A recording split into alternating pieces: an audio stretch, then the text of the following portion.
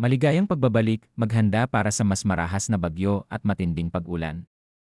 Mangyaring i-like ang video na ito at ibahagi sa iba upang makakuha sila ng tamang impormasyon at mag-subscribe sa aking channel upang makakuha ng susunod na mahalagang babala. Salamat!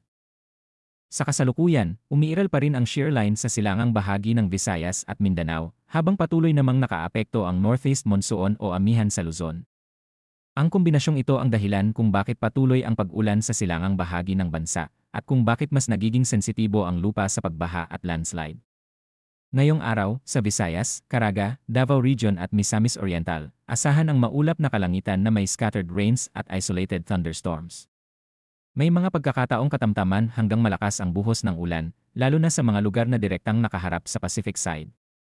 Dahil sa patuloy na pag-ulan nitong mga nakaraang araw, mas mabilis nang tumaas ang tubig sa ilog at sapa, kaya mataas ang panganib ng flash floods at pagguho ng lupa. Sa Batanes at Babuyan Islands, mananatiling maulap ang kalangitan na may mahihinang ulan. Ito ay epekto pa rin ng amihan. Wala mang inaasahang malaking pinsala, ramdam ang malamig at mahangin na panahon, lalo na sa umaga at gabi. Sa natitirang bahagi ng Mindanao, bahagyang maulap hanggang maulap ang langit na may panakanakang pag-ulan o thunderstorm, lalo na tuwing hapon at gabi. Ang mga pag-ulang ito ay maaaring biglaan ngunit malalakas, sapat para magdulot ng panandaliang pagbaha at madulas na kalsada.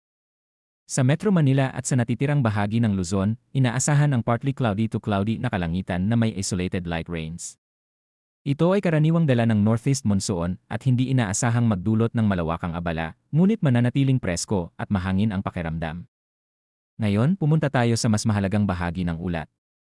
May isang low-pressure area sa silangan ng Mindanao, sa labas pa ng Philippine Area of Responsibility, na may mataas na posibilidad na maging isang tropical depression sa loob ng susunod na 24 na oras, ayon sa PAGASA.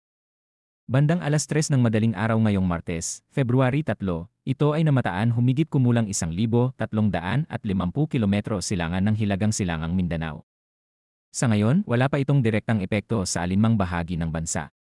Ngunit batay sa kasalukuyang galaw, posible itong pumasok sa ngayong araw o bukas, at kapag tuluyan itong naging tropical cyclone, papangalanan itong Basyang. Ayon sa forecast track, kikilos ito pakanlurang Hilagang Kanluran, at may posibilidad na tumawid sa bahagi ng Visayas at Mindanao bandang Huwebes, February 5.